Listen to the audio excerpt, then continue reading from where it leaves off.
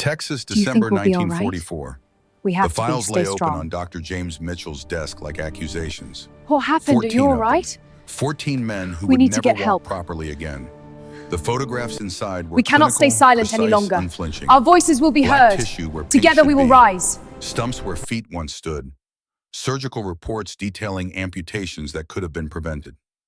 Mitchell was 43 years old. He had seen men die in North Africa, watched gangrene claim limbs faster than morphine could dull the screaming. But these 14 cases were different. These men hadn't died in battle. They had died by inches in a prisoner of war camp on American soil under American watch because someone had made the wrong choice. The camp was called Mexia, 50 miles south of here. The medical officer there, a decent man by all accounts, had followed protocol. Concrete floors, no heating, but the prisoners were allowed to sit, were allowed to rest, were allowed the basic dignity of choosing when to stand and when to lower their exhausted bodies to the ground. 29 days later, 14 men lost toes. 3 lost entire feet. One man, a German soldier who had survived Stalingrad, lost both legs below the knee. The investigation report used careful language, insufficient preventative measures, inadequate monitoring of environmental conditions, failure to recognize early-stage frostbite. But Mitchell read between the bureaucratic lines and saw the truth written in those black and white photographs.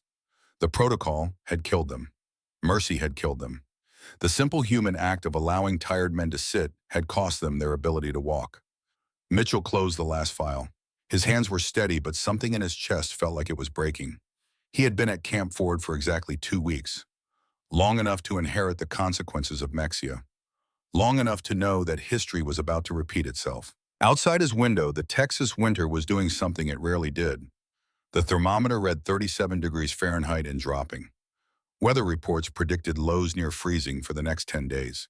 The camp's heating system, cobbled together from salvaged parts and desperate hope, had failed 3 days ago. Repair crews were promised, eventually. After the war effort took priority, after soldiers fighting in Europe got what they needed first. Mitchell understood the logic. He even agreed with it. American boys dying in Belgian snow deserve functioning equipment more than German prisoners in Texas. But logic didn't change the concrete floors in the barracks. Logic didn't warm the night air. Logic didn't prevent tissue death when human bodies pressed against frozen stone for hours. A knock. Captain Thomas Bradford entered without waiting for permission. He was 30 years old, square-shouldered, with the deliberate movements of a man carrying responsibility he never asked for. "The transport arrives tomorrow," Bradford said. 247 women, mostly from factory work, some nurses, ages 17 to late 40s. Mitchell nodded. He had read their intake files. Textile workers from Dusseldorf, secretaries from Cologne, farm girls from the countryside, women who had been swept up in the collapse of the Western Front, processed through the machinery of war, shipped across an ocean to a place they never imagined existing. The heating system, Mitchell asked, though he already knew the answer. Still broken. Parts are on order. Maybe 4 days, maybe 5. The wood for benches. Bradford's jaw tightened. 3 days. They're being constructed at Fort Sam Houston. Manual labor takes time. Mitchell walked to the window. Beyond the fence line, he could see the main barracks. Converted warehouse space. High ceilings that would trap cold air. Concrete floors that would leach heat from anybody that touched them. Windows that had been shattered during conversion and imperfectly boarded. The whole structure was a death trap in these temperatures, and tomorrow he would have to fill it with 247 human beings. "We could delay the transport," Bradford offered. "Where would they go?" "Mexia has typhoid. The camps in Oklahoma are at capacity. We're the only facility prepared to receive female prisoners in this region." "Prepared is a generous word, Doctor." Mitchell turned from the window. "I need to show you something." He opened the Mexia files again, spread the photographs across his desk like a grim dealer revealing a losing hand. Bradford looked. His face didn't change, but Mitchell saw him swallow hard. "This is what happens when we let them sit," Mitchell said quietly. "Concrete conducts cold. Bodies against cold concrete lose circulation. Tissue dies. It happens faster than you think. 6 hours can be enough if the temperature drops low enough." "So what do you suggest?" Mitchell had been awake for 26 hours running calculations, reviewing medical literature, studying the physiology of cold injury.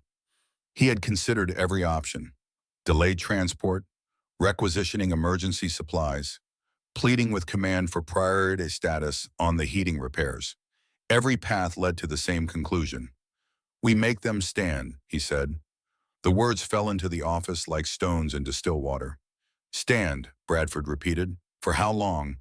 "Until we have the benches, or until the heating is fixed, whichever comes first."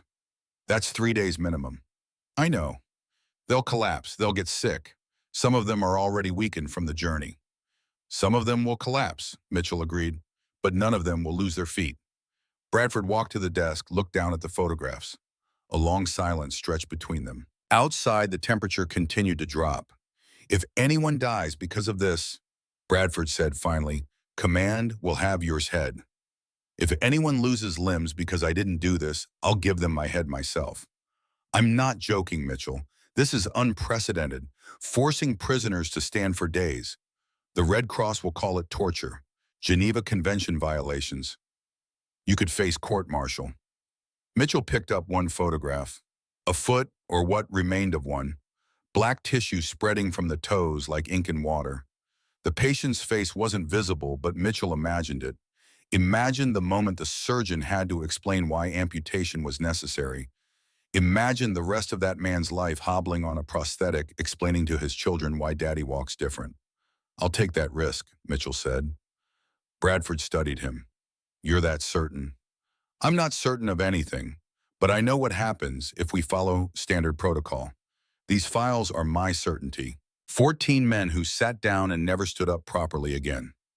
Another silence. Bradford straightened his uniform, a gesture Mitchell had learned meant the captain was making a decision he didn't like. "I'll support you," Bradford said, "but I'm documenting this.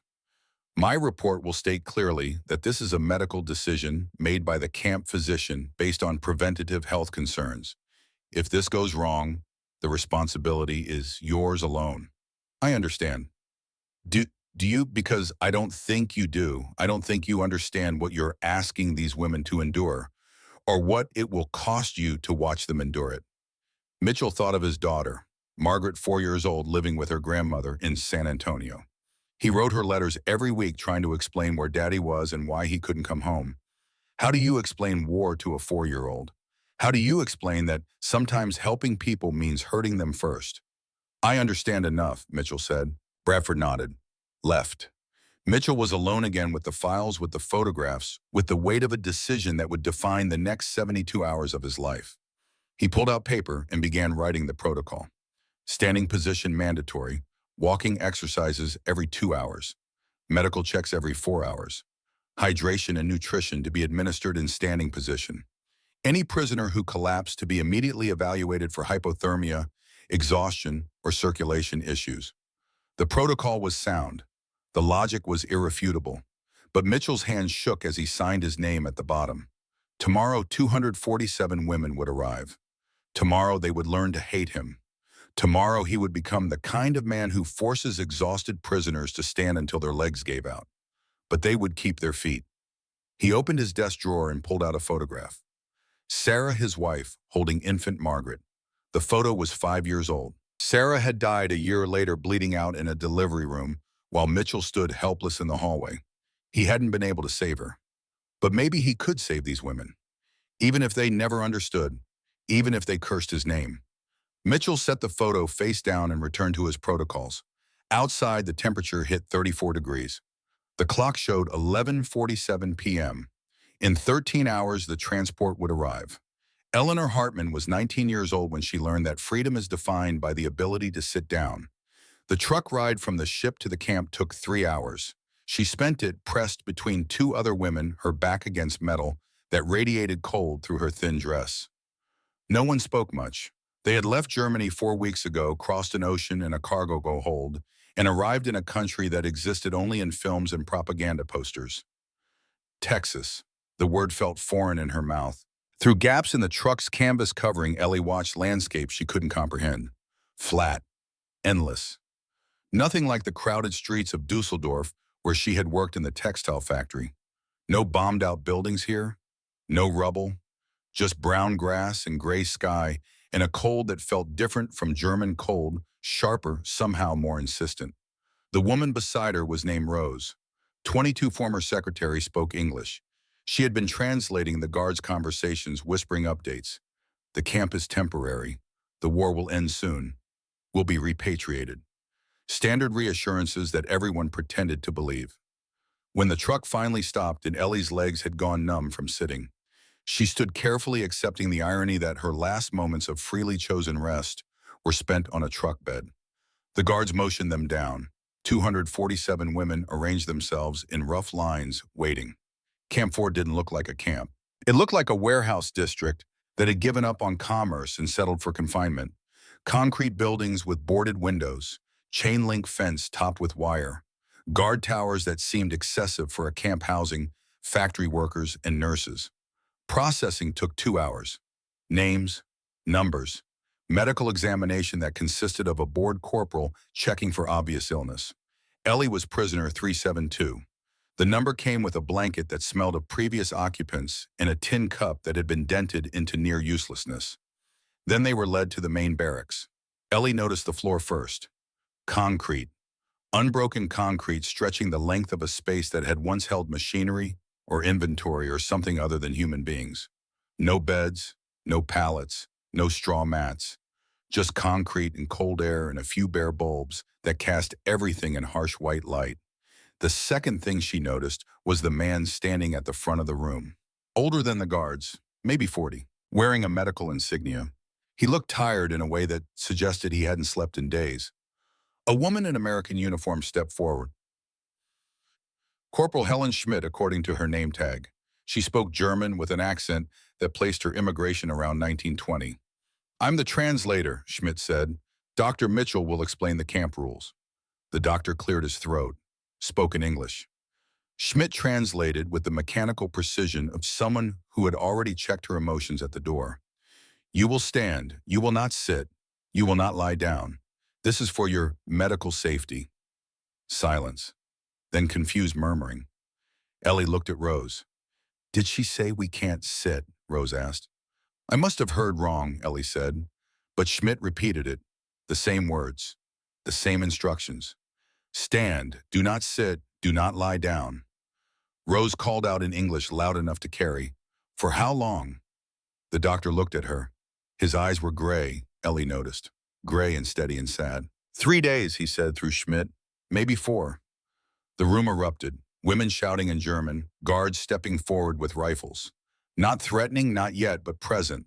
Schmidt raised her voice, calling for order. Slowly, reluctantly, quiet returned. "This is temporary," Mitchell continued. "Severe cold temperatures combined with concrete floors create conditions for frostbite and tissue damage. If you sit or lie down for extended periods, you risk losing circulation in your extremities. We are waiting for wooden benches to arrive. Until then, standing is the safest option." Ellie understood the words. She even understood the logic. But understanding didn't make her legs feel any less tired. She had been traveling for 4 weeks. The last time she slept in a real bed was Dusseldorf in the apartment she shared with her mother and sister. That was another lifetime. "Walking exercises will be conducted every 2 hours," Mitchell said. "You will walk in a circle around the perimeter of the room. This keeps your blood circulating. Medical checks every 4 hours. If you feel faint, dizzy, or notice numbness in your extremities, report immediately to a guard." He paused, looked at them. 247 women looking back.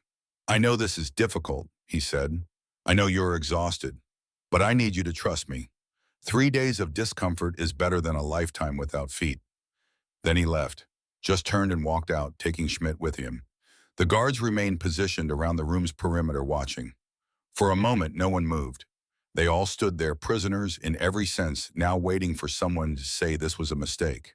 That of course they could sit. That surely the American military wasn't so barbaric as to force exhausted women to stand for 3 days. But no correction came. The guards gestured. Stand up straight. No leaning, no crouching. Ellie's first thought was absurd. She needed to sit down so she could think about this properly. Her second thought was her mother. Was Anna, her younger sister, evacuated safely to the countryside? Was anyone looking for her? Her third thought was the coldest. This is real, this is happening, and there is absolutely nothing I can do to stop it. Rose moved close. We should organize. If we all sit down together, they can't stop us. Mass resistance. An older woman nearby shook her head. Grace Muller. Ellie had learned during processing, 36 years old, former military nurse, Eastern Front veteran. She had the bearing of someone who had seen worse and survived it. Listen to the doctor, Grace said quietly. I've seen frostbite. I've seen what happens when tissue dies from cold. This is insane, Rose hissed. It's torture. It's prevention, Grace said, whether we like it or not.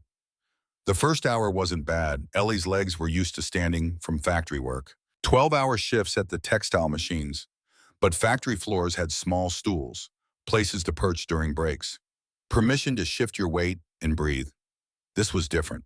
This was standing with the knowledge that you couldn't stop, that the concrete stretched beneath you like an ocean, and the only thing keeping you from drowning in exhaustion was your own weakening legs. By the second hour, the ache started. Calves first, a burn that spread from ankle to knee. Ellie shifted her weight from left foot to right, back again. Small movements that the guards allowed. She watched other women doing the same. A strange dance of incremental adjustments. A girl near the back collapsed in hour 3. 17, maybe younger. Thin. The kind of thin that spoke of months of rationing and worry. She went down hard, head bouncing against concrete, with a sound that made Ellie's stomach clench.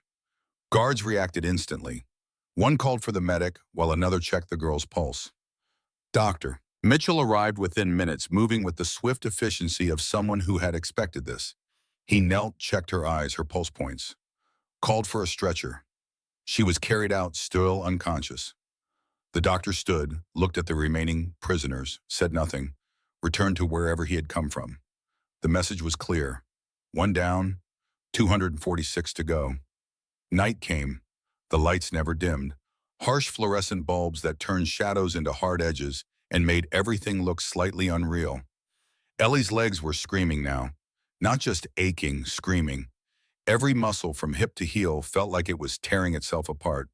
She found herself standing near Grace and Rose, 3 women forming an unspoken alliance in the forest of standing bodies. Tell me about your family, Grace said softly. A distraction, something to focus on besides the pain. Ellie talked about her mother who refused to evacuate Dusseldorf because she was waiting for Ellie to come home. About Anna, 14 years old with dreams of becoming a teacher. About her father who died at Stalingrad and never got to see his daughters grow up. Rose shared too. Her fiancé, a boy she'd met at university before the war, devoured everything normal. He was somewhere in France, maybe alive, maybe not. The uncertainty was worse than knowing. Grace spoke less, but what she said was heavier. Eastern Front, field hospital, things she had seen that made this standing feel trivial by comparison. She didn't elaborate, didn't need to. Hour 8, midnight. Some women were crying now, not loud, just tears running down faces too tired to properly express misery. Ellie's throat was dry. They had been given water, but drinking while standing was awkward. Spilling was easy. The concrete beneath her feet already showed dark patches where cups had slipped from shaking hands. Hour 10, 2 a.m., a walking exercise. The guards demonstrated a slow circuit around the room's perimeter. Not marching, not rushing, just walking, keeping blood flowing, preventing the paralysis that came from staying too still. Ellie walked. Her legs didn't want to move. Each step was negotiation between brain and muscle. But she moved. They all moved. A slow procession of exhaustion circling a concrete prison. Dr. Mitchell was there, standing at the far end of the room, watching, making notes. His face showed nothing. Ellie wondered what he was writing. Wondered if he slept. Wondered if he felt any guilt at all for what he was doing to them. Hour 12, 4 a.m. The darkest hour. Temperature had dropped further. Ellie could see her breath now. The thin blanket around her shoulders did nothing. Cold rose from the concrete like a living thing crawling up through shoe leather and cotton socks. Grace suddenly swayed. Ellie grabbed her arm instinctively. Rose moved to support from the other side. Grace's eyes were unfocused, her skin pale. I'm fine, Grace whispered. Just dizzy. You need to sit, Rose said. No, Grace's voice was firm despite her weakness. No sitting. A guard noticed. Called for the medic. Mitchell arrived, took one look at Grace and made a decision. He didn't ask permission. Just scooped her up with surprising strength and headed for the door. As he passed, Grace reached out, grabbed his sleeve, spoke in English. Her accent was thick but understandable. I did this, she said, to Russian prisoners. We let them sit on cold floors. 75 men. Many lost toes, lost feet. I didn't stop it. Mitchell paused, looked at her. You're helping now, he said. I should have helped then. You can't change then. You can change now. He carried her out. The door closed. Ellie and Rose stood there processing what they just heard. She was a nurse, Rose said slowly. She saw this happen before and did nothing. And now she understands why the doctor is doing this. Ellie looked around the room. 245 women still standing, still suffering, still alive. The question formed slowly, reluctantly in her mind. What if he's right? What if this torture is actually mercy in disguise? She pushed the thought away, focused on her burning legs, on the cold, on staying upright. Dawn would come eventually. The first night would end, but there would be another night. And another 3 days, the doctor had said, 72 hours. Ellie had survived 12. Outside, the temperature hit 32 degrees. Inside, 245 women learned that time moves differently when you cannot rest. That minutes stretch into hours. That hours become eternities. That the human body can endure far more than the human mind believes possible. And somewhere in a medical office, Dr. James Mitchell sat alone, writing reports, checking data, not sleeping, carrying the weight of 247 lives on shoulders and that refused to rest until he knew they were safe. He would not sleep tonight.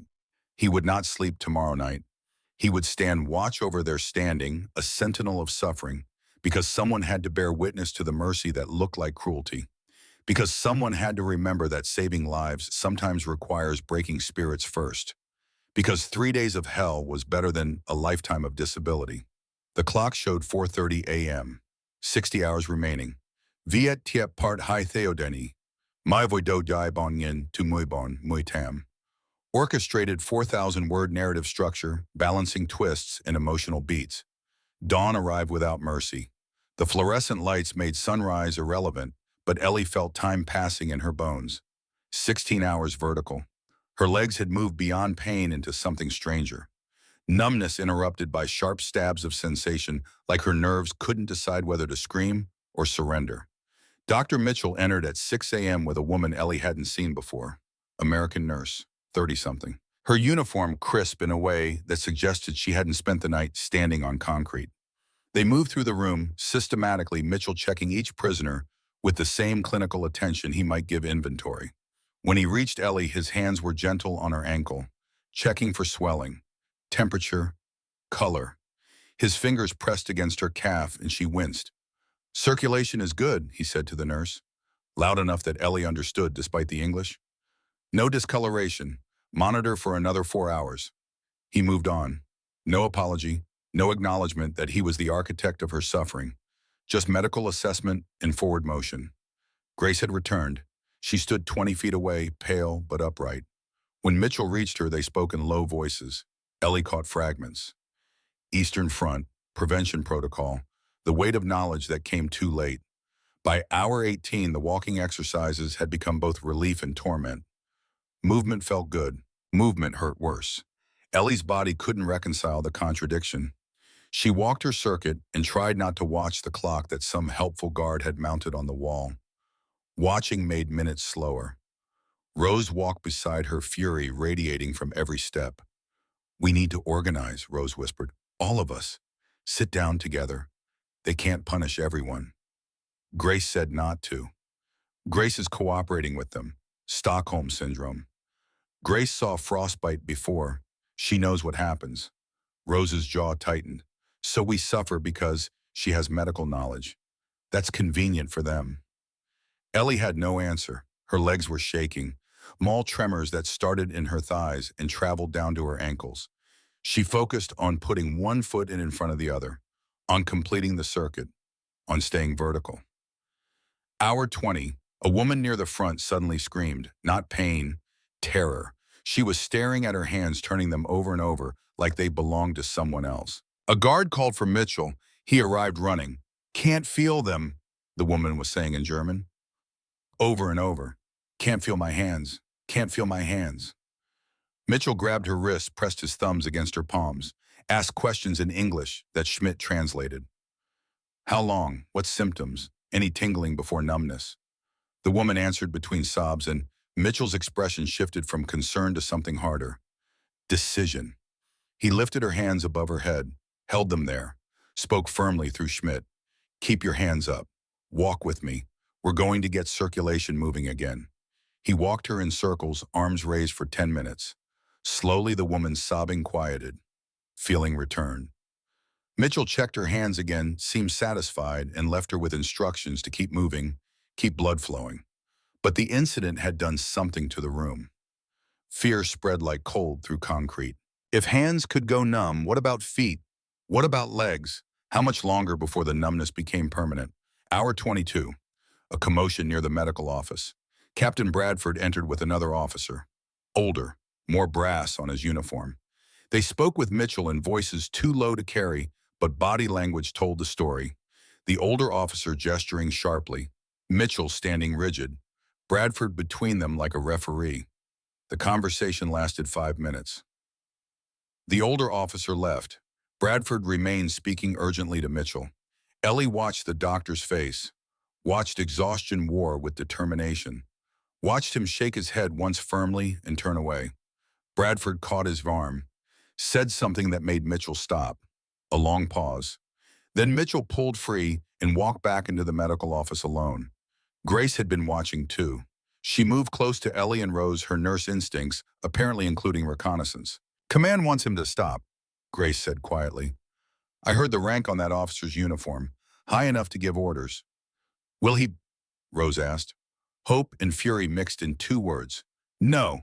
Grace's certainty was absolute. "He won't." "How do you know?" "Because I know what he's preventing, and so does he." Hour 24. The shift change brought new guards and the same rules. Stand, walk, don't sit. The repetition was maddening. Ellie found herself fantasizing about chairs, about the small stool at her textile machine back in Dusseldorf, about the kitchen table where her mother served breakfast. Simple wooden surfaces that had never seemed precious until they were impossible. Mitchell returned to the main room at noon. He wasn't alone. Schmidt was with him, and they were wheeling some kind of board covered with cloth. He positioned it at the front of the room, removed the cloth. Photographs, medical photographs mounted on poster board. Even from a distance, Ellie could see they were horrific. She looked away instinctively, then looked back. Something about Mitchell's face said she needed to see this. They all needed to see this. He began speaking through Schmidt. His voice was steady, but Ellie heard the exhaustion underneath. Last month at Camp Mexia, 50 German prisoners of war were housed in conditions similar to these. Concrete floors, inadequate heating. They were allowed to sit, to lie down, standard prisoner protocol. He pointed to the first photograph. A foot, black tissue spreading from the toes like infection. Stage 3 frostbite, caused by prolonged contact between cold concrete and warm tissue. The concrete conducts heat away from the body faster than circulation can replace it. 6 to 8 hours of contact is sufficient to cause irreversible damage. Another photograph. This one showed surgical amputation. Clean cuts where toes should be. 14 men required amputation. 3 lost entire feet. This could have been prevented. He moved to the next image. Ellie forced herself to keep looking. The photographs were clinical, but they told stories of agony, of choices that couldn't be unmade. "I know you're in pain," Mitchell continued. "I know you're exhausted. I know you hate me, but I need you to understand what I'm preventing." He gestured to the photographs. I'm preventing this. 3 days of standing is painful, but it's survivable. It leaves no permanent damage. Sitting on frozen concrete for 3 nights would require me to amputate toes from 30 to 50 of you. Maybe more. I won't do that. I won't let that happen. Silence. 246 women processing the impossible choice between present suffering and future mutilation. Rose called out in English, Why didn't you tell us this from the beginning? Mitchell looked at her directly. Would you have believed me? An enemy doctor telling you to stand for your own good? Or would you have assumed I was lying? Would you have organized resistance, wasted time arguing while your tissue froze? Rose had no answer. Mitchell pressed on. I made a choice. Act immediately without explanation or explain and risk delay.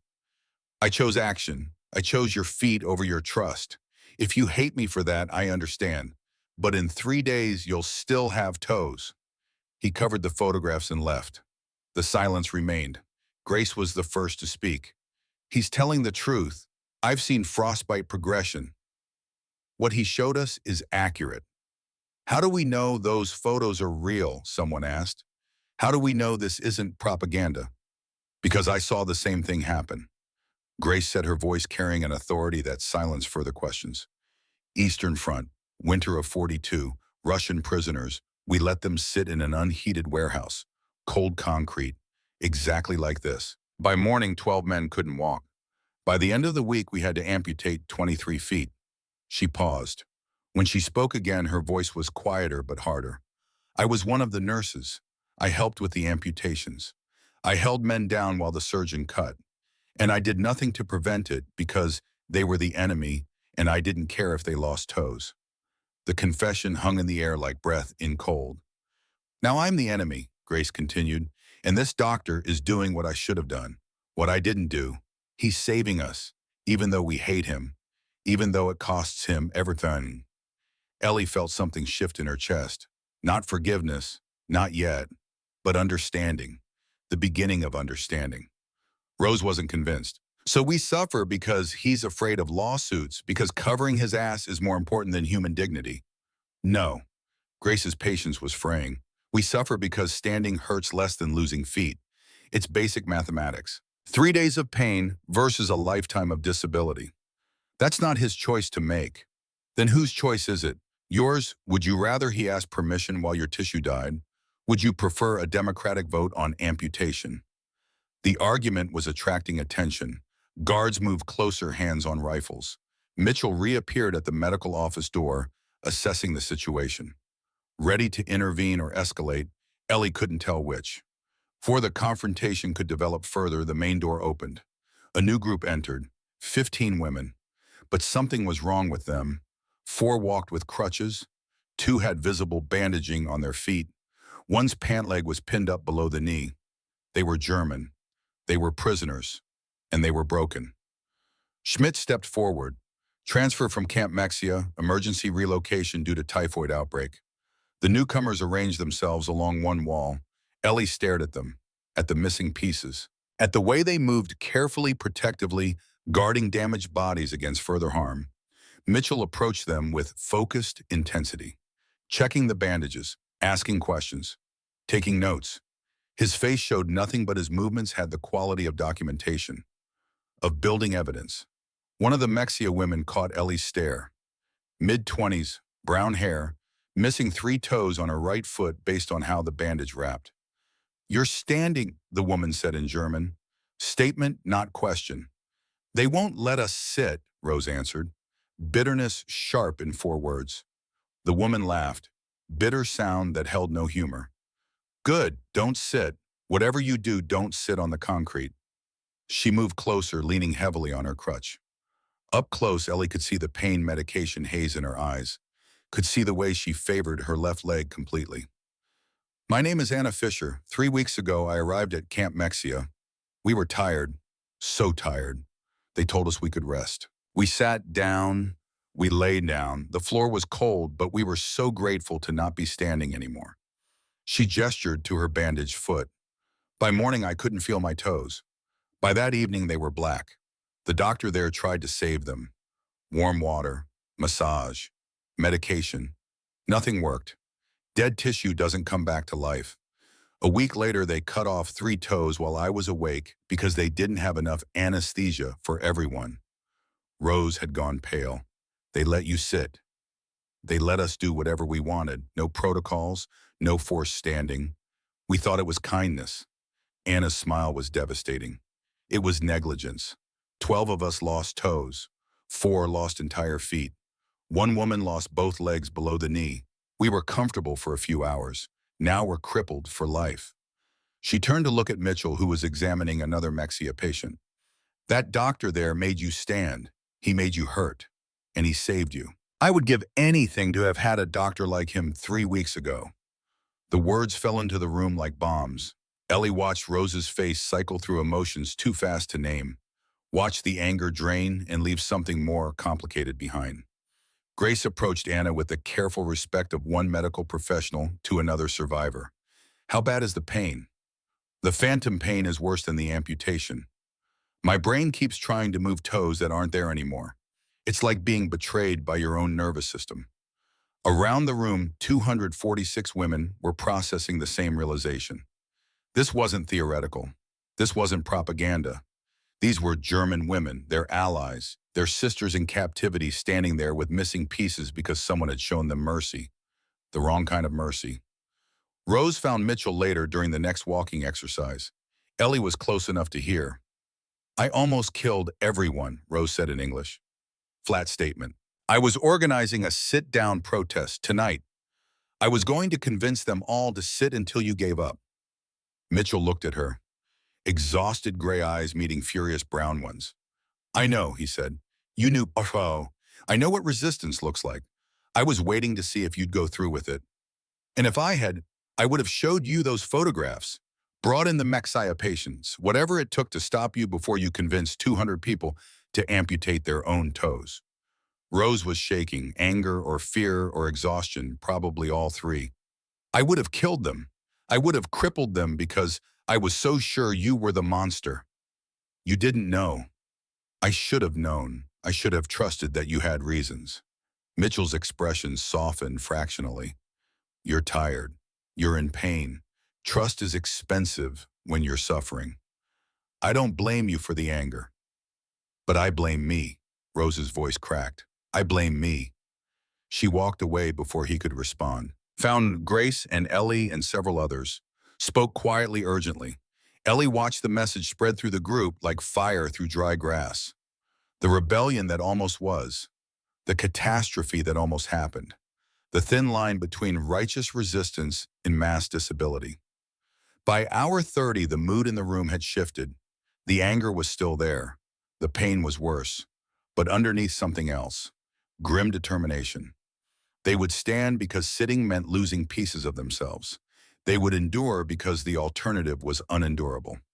Mitchell made his rounds at midnight, hour 36. He looked worse than the prisoners. Hadn't slept. Probably hadn't eaten. Moved with the mechanical precision of someone running on will alone. When he checked Ellie's circulation, his hands trembled slightly. You need to rest, she said in German. Not sure if he'd understand. Schmidt appeared from somewhere, always there, always translating. I'll rest when you're safe, Mitchell said through her. Not before. We're standing. You should sleep. If I sleep and someone dies, I'll never forgive myself. You're standing. I stay awake. He moved on. Ellie watched him go, watched him check the next prisoner, and the next, a shepherd counting sheep that could never be allowed to lie down. Dorothy Williams, the American nurse, found him an hour later. Ellie saw the confrontation from across the room, saw Dorothy put coffee in his hands, saw him drink it mechanically, saw her speak firmly, pointing at his eyes, his hands, his posture. Medical assessment by someone who cared. Whatever Dorothy said, it didn't change his behavior. He remained vigilant, exhausted, immovable. Hour 40, 2 a.m., the coldest hour. Temperature outside had dropped to 28 degrees. Inside wasn't much better. Ellie's blanket was useless. The cold came up through her shoes like it had intention, like it wanted specifically to find her bones and hollow them out. A young girl, maybe 17, started to collapse. Grace caught her, held her upright through sheer force of will while calling for a guard. Mitchell arrived at a run. Hypothermia, he asked Grace. No, exhaustion. She needs to lie down. She needs to stay vertical. Mitchell checked the girl's pulse, her pupils. Made a decision. Get her walking, now, fast circles, raise her core temperature. She can barely stand. Then carry her while you walk, but keep her upright and moving. Grace stared at him. You're serious. She sits down on this floor, she loses toes. Get her moving. Grace did. She and Ellie half carried the girl in circuits around the room, walking, stumbling, nearly falling, but staying upright. After 10 minutes, the girl's eyes cleared. After 20, she could support her own weight. Mitchell checked her again, satisfied himself she was stable, moved to the next crisis. There was always a next crisis. Hour 48, dawn of the third day. Ellie had been standing for 2 full days, 48 hours. Her body had transcended pain and arrived at something closer to dissolution. She was a collection of sensations without coherent form.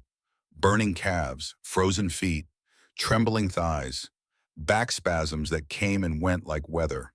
But she was intact, no numbness, no blackened tissue, no surgical future. The main door opened at 6 a.m. Guards entered carrying wooden planks, long pieces of lumber, raw and unsanded but solid. Captain Bradford followed them, made an announcement through Schmidt. The benches have arrived, 80 benches for approximately 230 people. Rotation system, 20 minutes sitting, 40 minutes standing.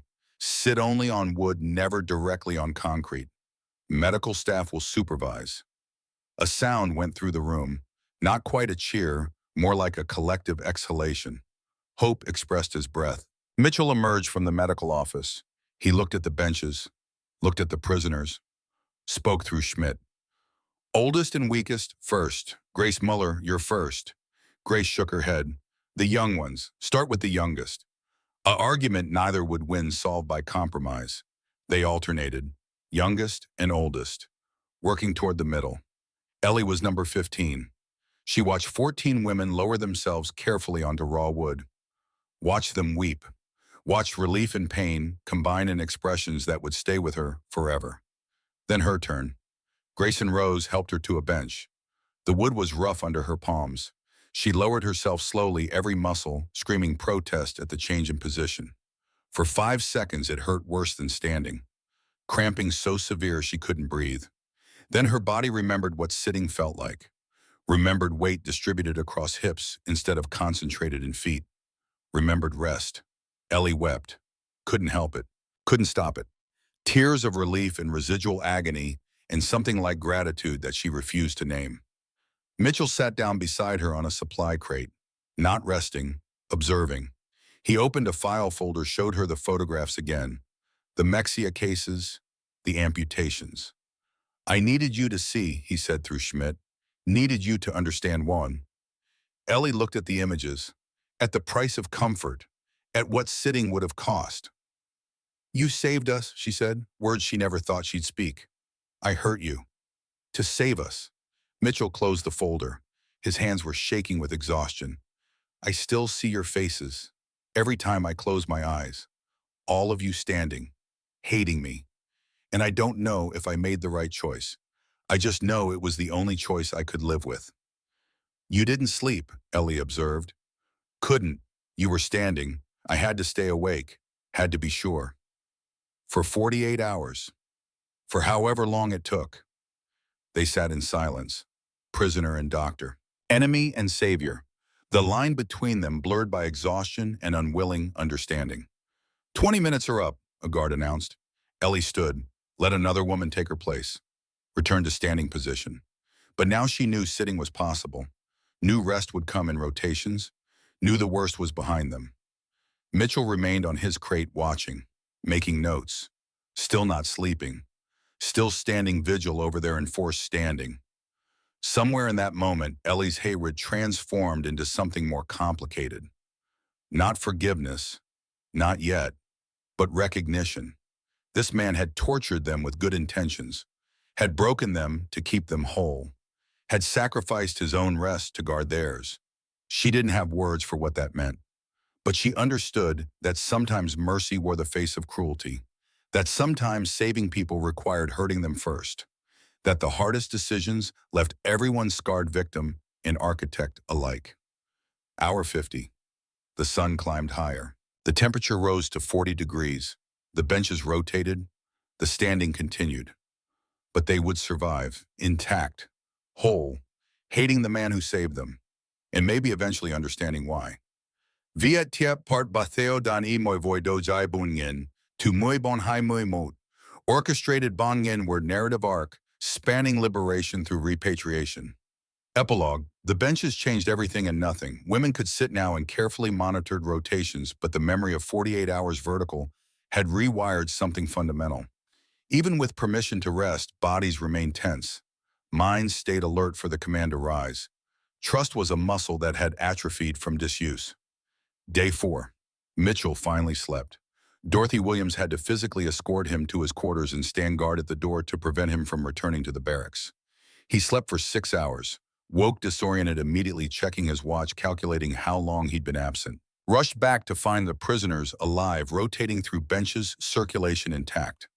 Grace met him at the door with a medical report. She had taken over monitoring duties during his absence.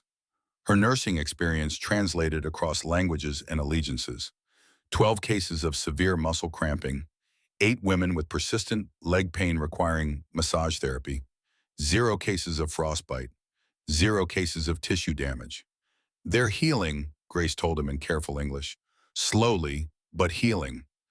Mitchell reviewed her notes. Precise, professional, better than some reports he'd received from trained American medics. You should be compensated for this work, he said. Grace shook her head. This is penance, not employment. She had told him about the Russian prisoners, about the 75 men who lost toes because she hadn't intervened, about the guilt that had traveled with her from the Eastern Front to this Texas warehouse. Mitchell understood that kind of weight, had been carrying his own version since Mexia. Penance can still be valuable, he said. Then pay me in knowledge. Teach me how to prevent what I allowed to happen. So Mitchell did. He organized informal medical training sessions. Grace translated for the other prisoners. They learned to recognize early-stage frostbite, how to assess circulation, warning signs of hypothermia. The sessions were practical, detailed, and haunted by the photographs of what they had narrowly avoided. During one session, Grace did something Mitchell hadn't anticipated. She confessed, publicly, in German, to the assembled prisoners with full detail about her failures on the Eastern Front. I was a military nurse, she said, her voice steady despite the admission's weight. Winter of 1942, we had Russian prisoners in a field hospital. Conditions similar to these. Cold concrete, no heating. I let them sit. I let them lie down. I did nothing when their toes turned black. 75 men lost pieces of themselves because I chose not to act. The room was silent, 200 women processing the revelation that their protector had once been complicit in exactly what Mitchell prevented. I didn't help them because they were the enemy, Grace continued, because their suffering felt justified, because I believed that caring about enemy soldiers made me a traitor to my own. She paused, looked at Mitchell standing at the back of the room. Dr. Mitchell saved us, all of us, even though we are his enemy, even though saving us meant making us hate him. He chose our wholeness over our approval. He did what I failed to do. Mitchell wanted to interrupt, to say it wasn't the same, that she had been following orders while he had the authority to make different choices. But Grace wasn't finished. I will spend the rest of my life becoming the kind of medical professional he already is. Someone who prevents suffering even when prevention looks like cruelty. Someone who saves people despite their hatred. Someone who carries the weight of doing right when right is painful. The confession transformed Grace from fellow prisoner to something else. Moral witness. Living proof that the line between victim and perpetrator was thinner than anyone wanted to believe. Day 7. The heating system was finally repaired. Warm air began circulating through the barracks. The benches could be used longer now. Sitting on wood above freezing concrete was uncomfortable, but no longer dangerous. The rotation schedule relaxed. Women could rest without risking amputation. Colonel Henderson arrived from District Command, the same officer who had argued with Mitchell in hour 22. He toured the facility with Bradford, inspected the medical logs, interviewed several prisoners through Schmidt. Mitchell waited in his office for the inevitable reprimand, for the court-martial threat to materialize into actual charges.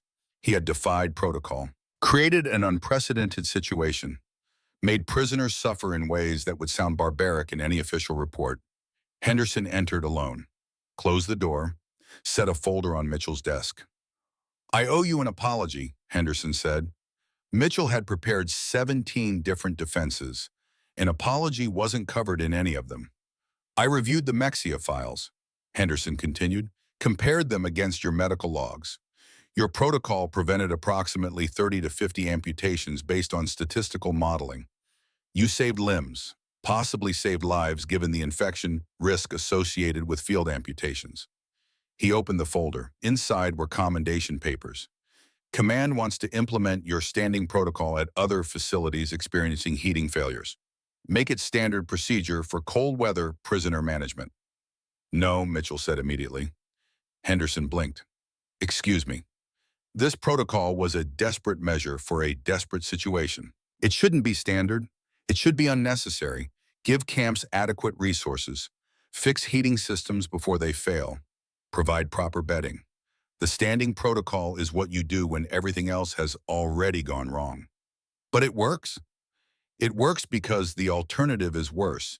That doesn't make it good. It makes it survivable. Henderson studied him. You're refusing a commendation. I'm refusing to let my worst moment become someone else's policy. Figure out how to heat your camps properly. Then you won't need to torture people to save them. The colonel gathered his papers.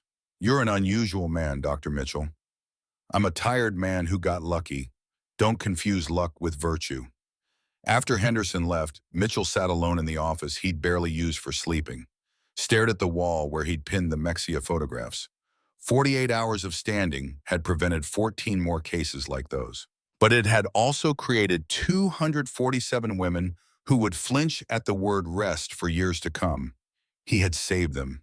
He had damaged them. Both things were true. The complexity of that truth was crushing. Day 10, Ellie began learning English in earnest. Private Johnson, the youngest guard, had been teaching her vocabulary during walking exercises. Simple words at first: water, food, thank you. But language was freedom of a sort. The ability to speak without Schmidt's mediation, to express thoughts directly. She practiced on Mitchell during medical checks. Your hands shake, she said in halting English. You need rest more. Mitchell looked at his hands. She was right. The tremor had worsened since the standing protocol ended. Delayed stress response, probably. His body finally processing what his mind had refused to acknowledge during the crisis. I'm fine, he said. You are lying. She frowned. Lying, you are lying. Despite everything, Mitchell smiled. My lying is better than your English. My English will improve. Your lying is permanent. The exchange was absurd. Doctor and prisoner trading, barbs about honesty while surrounded by guards and concrete. But absurdity was its own kind of relief, proof that humanity persisted even in engineered suffering. Ellie continued her lessons. Rose joined her language skills already strong. Clara, the youngest, picked up phrases with the easy plasticity of teenage brains. They taught each other. Shared vocabulary like contraband. Built bridges across the gap between captor and captive, one word at a time. Mitchell found himself looking forward to medical rounds more than he should, to hearing Ellie's careful pronunciation, to watching her face light up when she successfully communicated something complex. She was learning to be heard. He was learning to listen. May 8th arrived with news that rewired the world. Germany had surrendered. The war in Europe was over. Victory declared. Celebrations erupted across America while Camp Ford processed the information in complicated silence. For the prisoners, victory meant defeat, meant their country had lost, meant returning home to rubble and occupation and uncertainty about who had survived. Ellie's first thought was her mother, her sister Anna. Were they alive? Had Dusseldorf been bombed into oblivion? Would there be a home to return to? For Mitchell, victory meant something different. Meant his daughter Margaret would grow up in a world at peace. Meant he could eventually go home. Meant the machinery of war that had created places like Camp Ford would start winding down. But peace didn't arrive instantly. Repatriation took months. Processing, documentation, verification. The infrastructure of war was easier to build than to dismantle. Women who had stood together through 48 hours of hell now waited together through bureaucratic purgatory. Camp conditions improved. Better food, recreation time, educational classes for those who wanted them. Ellie took every class offered: English language, American history, basic mathematics. Learning was armor against uncertainty. If she couldn't control when she went home, she could control what she learned while waiting.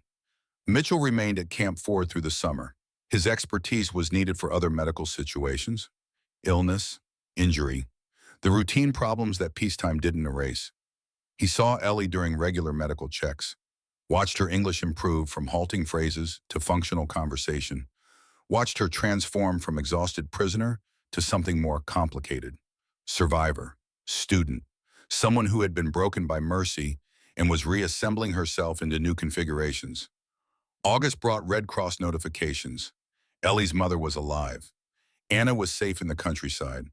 Their apartment in Dusseldorf was gone bombed to foundation, but they had survived. Ellie wept when Schmidt translated the letter. Wept with relief so profound it felt like drowning. Mitchell found her later sitting on one of the wooden benches that had once meant salvation.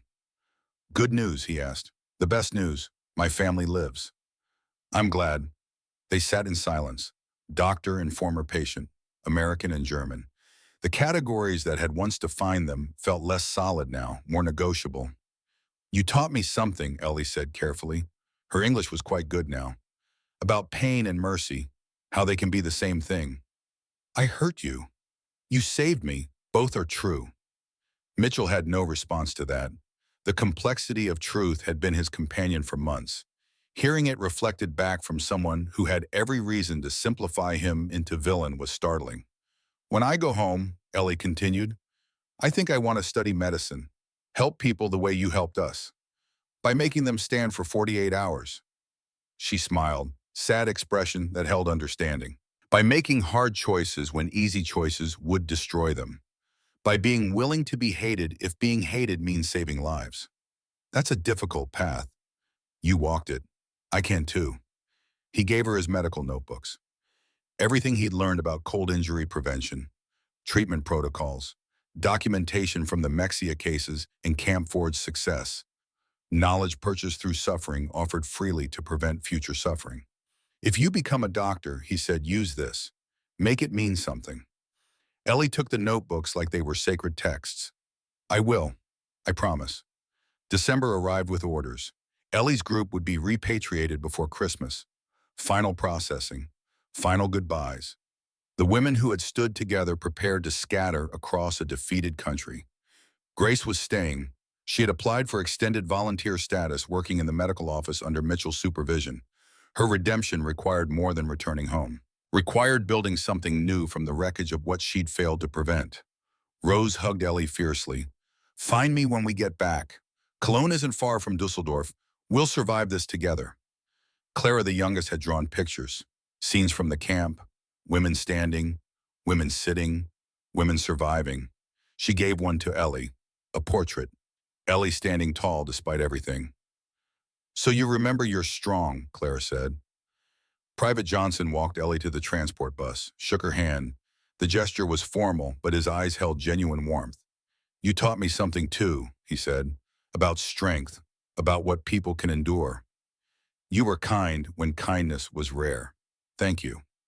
Mitchell was waiting at the bus. Last goodbye. Hardest goodbye. They stood facing each other. 6 months of complicated history compressed into a final moment. "Dr. Mitchell," Ellie began, then stopped, started over. "James," his first name in her accent, soft, almost tender. "I want you to know something. When I become a doctor, when I have to make hard choices, I will ask myself what you would do. Then I will have the courage to do what's right, even when right is painful." Mitchell's eyes were wet. He didn't try to hide it. "Thank you. That means more than you know." "No, thank you for saving us, for carrying the weight of that saving, for not sleeping so we could stand." She hugged him. Brief, against protocol, deeply human. Then she boarded the bus, watched through the window as Camp Ford receded, as the place of her torture and salvation disappeared into Texas landscape, as the man who broke her to keep her whole became a figure, then a memory, then a lesson she would carry forever.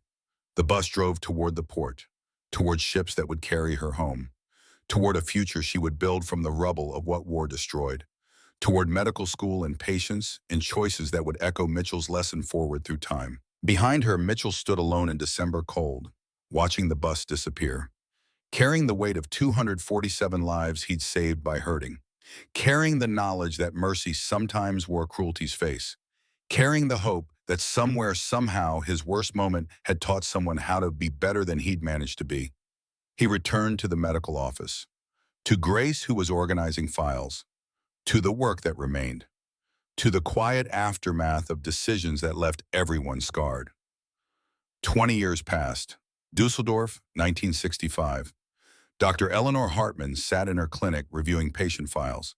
She was 39 now, had built a successful practice specializing in rehabilitation medicine, helped amputees learn to walk again, helped accident victims reclaim mobility, helped people assemble new lives from broken pieces. A package arrived, American postage. Inside was a letter from Dorothy Williams, the nurse from Camp Ford. And beneath the letter, another letter, older, written in handwriting Ellie recognized immediately. Mitchell's handwriting, Dorothy's letter explained. Dr. Mitchell had died in 1963. Cancer. He had left instructions, letters to be sent to specific former patients.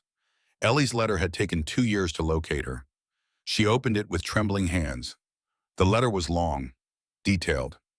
Mitchell writing from 62, knowing he was dying, trying to say things that had gone unsaid for 17 years. He wrote about Margaret, his daughter, now a medical researcher, studying cold injury prevention.